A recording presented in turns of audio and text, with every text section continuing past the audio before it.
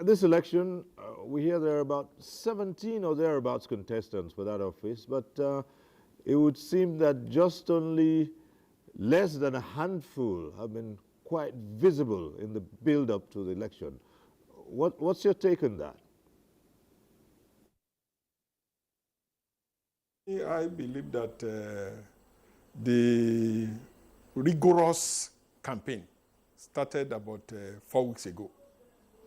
And I want to say that the noticeable parties tried the campaign throughout the wards, the local governments, and also even though at a territorial level.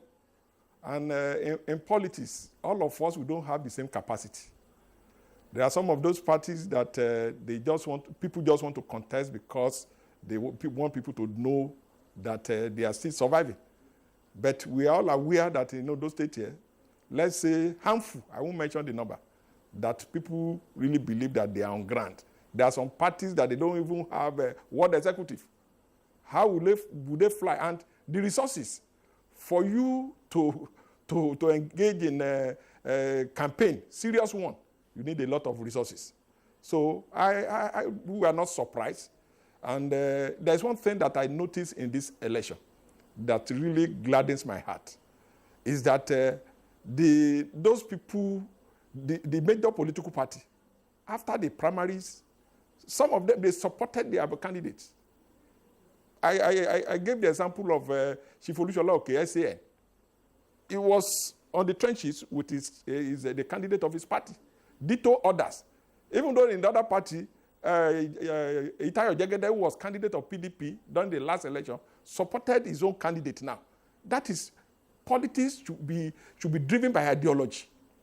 Because if we don't play our politics and also imbibe some ideology, definitely that is why you see people being one party today, joining another party tomorrow. So for us to have, politics should be a culture.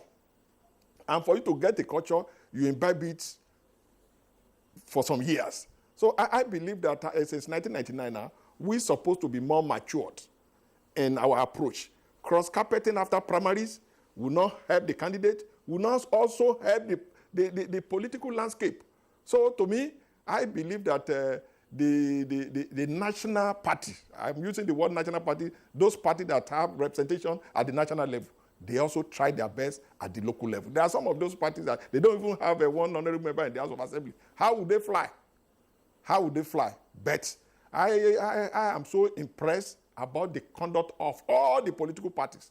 I'm so what they focus on was their program, not on personality, not assassinating character. So to me, I believe that the future is so bright for the politics in those states, and I believe that if you continue like this, after the election, if people agree with the outcome of the election based on free mind, I believe that other states will copy Ondo State, because in the history of Ondo State, this is the first election that no serious attack during the campaign. No serious attack.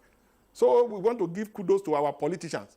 They play the game according to the rule. They should also accept the result according to the rule.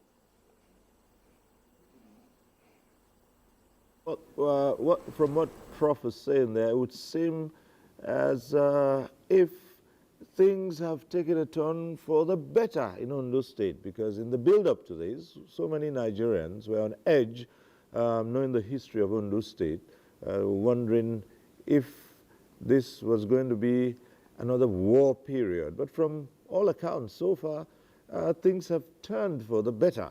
What are your thoughts on it?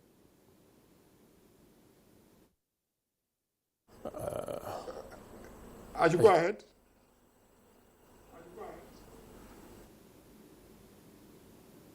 That, like I mentioned sometime, the 1983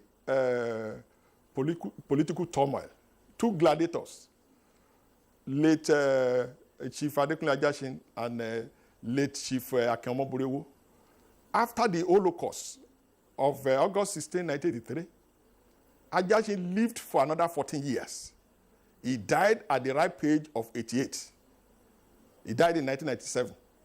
Omoborewo lived for another 29 years. He died at the ripe age of 80. And all of them, their children, well-to-do. So people now believe that Chulai died because of somebody. And the awareness and the level of education has improved tremendously. So to me, people believe that if I kill myself, or if somebody just decided to be gullible, it's the family that will lose. And also the role of Olusegun Mimiko in making sure that crisis in Ondo State, political crisis in Ondo State reduced. God has used that man, because when his election was rigged with impunity, he didn't resort to self-help. He pursued his case logically. He won at the tribunal. He also won at the appeal court in Benin, because there was no appeal court in Akure. And electoral law then, the litigation about governorship election terminated at the appeal court. And he recouped his mandate back.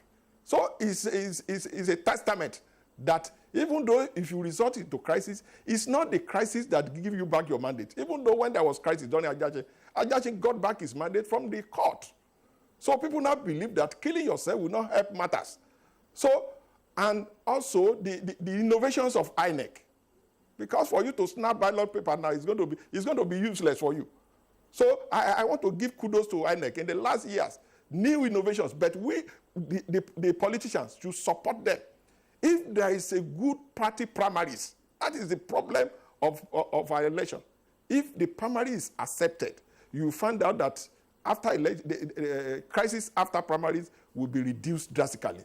Let there be transparent in our party primaries, and the money we attach to our politics is too much. Let's just take some time out and listen to Franklin, who is chairman of civil society organizations. Okay, let's take a bit from Franklin, the chairman of civil society organizations. And from what you've seen so far, how would you assess the political